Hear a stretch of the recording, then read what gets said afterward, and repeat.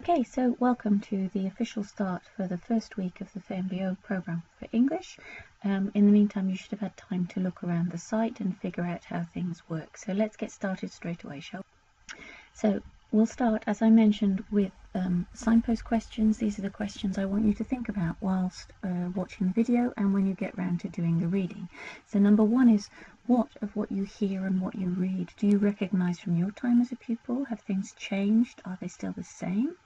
And if you could change things as an English teacher, what would it be that you would change? So what we're going to be doing today is we're going to be looking at the education system in the Netherlands. Very briefly, a brief recap of what the situation is. I don't want to go into the history of education. I think that's something you can look up for yourself if you're interested, insofar as you don't already know it. I want to have a look at modern foreign language teaching in the Netherlands, where we are now, without again going through all the background and all the years of developments. And we'll have a quick look at the regulations for VMBO pupils. By the end of the entire program then, over the next coming weeks, the aims are that you're able to teach communicative lessons, catering to the needs of your particular pupils in your classroom. And I want you to be very critical, to think about why you teach the way you teach.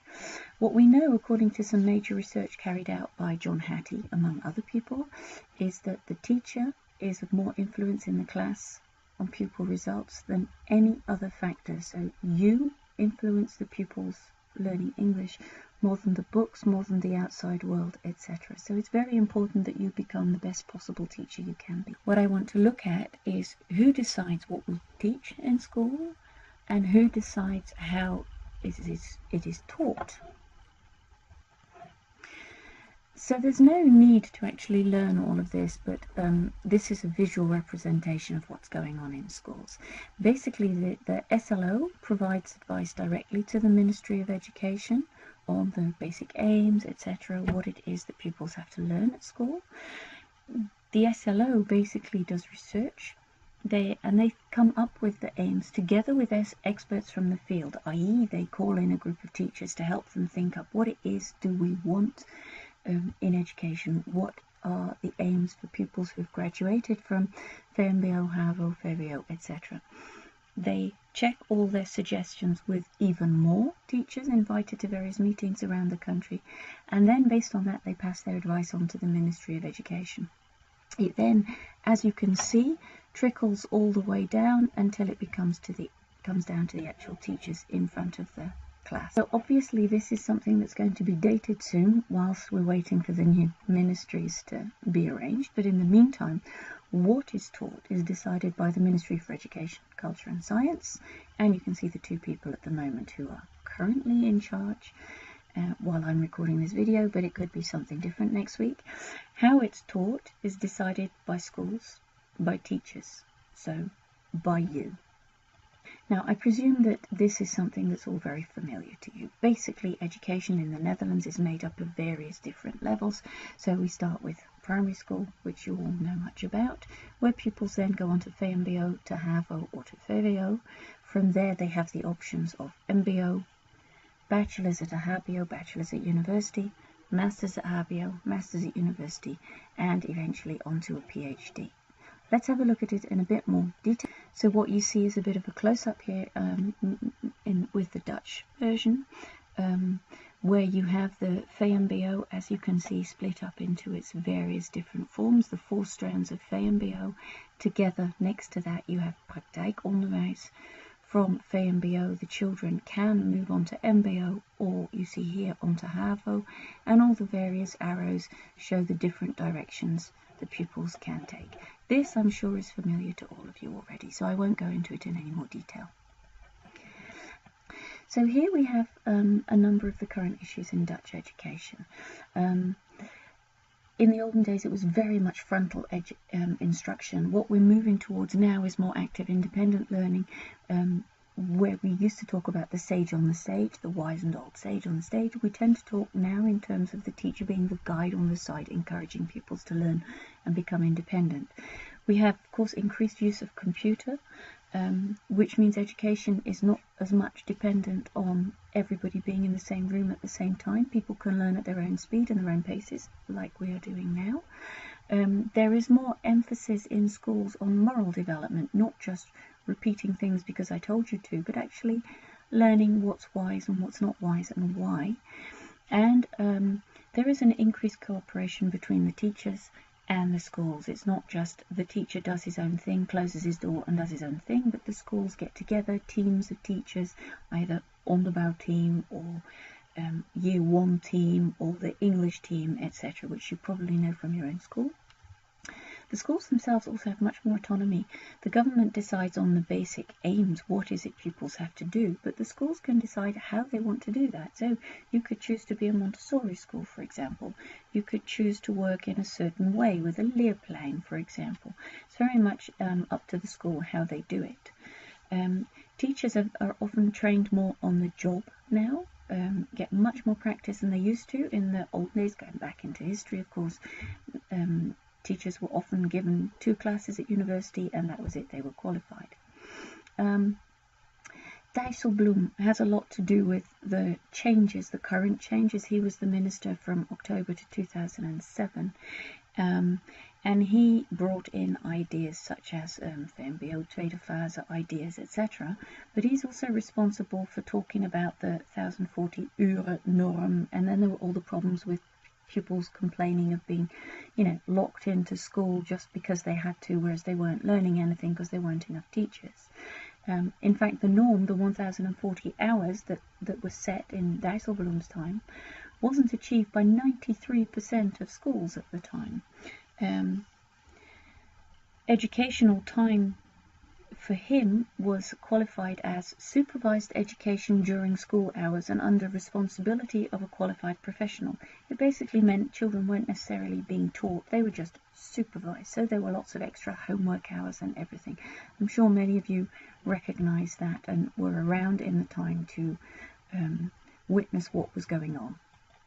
So if we look at modern foreign language teaching in the Netherlands, we've gone through many developments since the days of pure grammar translation teaching, used still today in Latin and Greek at grammar schools.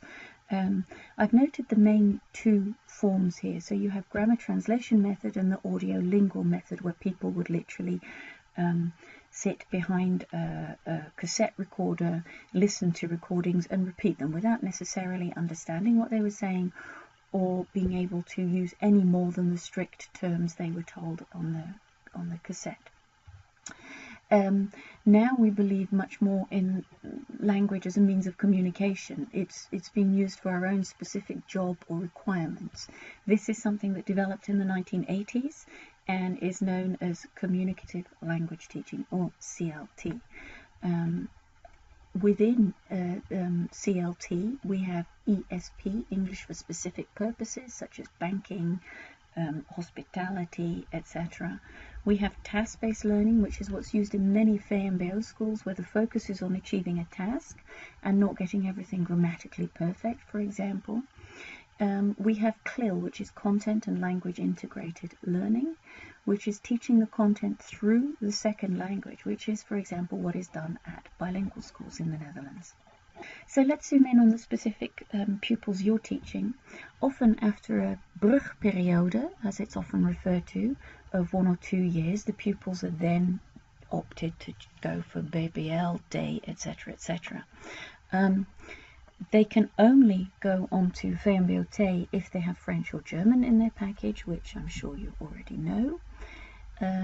With leerweg ondersteunend onderwijs, the pupils can follow the usual route, so they can do VMBO or whatever, but with smaller classes and extra help. There is a big subsidy for schools who have LVOO classes. VMBO and LVOO both prepare pupils for MBO. They're not allowed by law to stop education after VMBO. They have to go on. It is not considered the final point. They have to have additional education after it. Praktijkonderwijs, they can stop when they finished in praktijkonderwijs because it's specific job training. So, on the whole, after 2 years in VMBO education, the pupils get to choose a department. Not all schools offer all sectors and departments, but what you see here is a list of some of them. So techniek, zorg en welzijn, economie en landbouw, other four sectors if you like, and within that you can see it's subdivided down into the various departments that pupils might choose for, depending on what's on offer at your school. In 2006 there were new core aims for lower school known as the kerndoelen onderbouw VO. They appeared in 2006, and there's movement to change all the various aims and so on at the moment.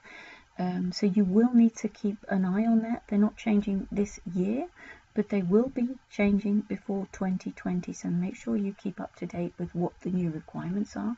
It'll be told to you at school anyway.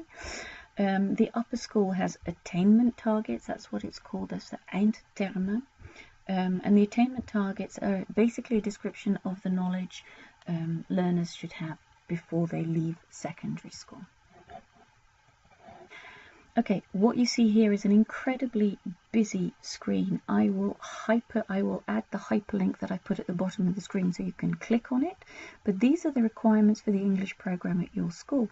It's obviously hard to read, and if you can't click on the link or it doesn't work for some reason, you can find it via examenblad.nl.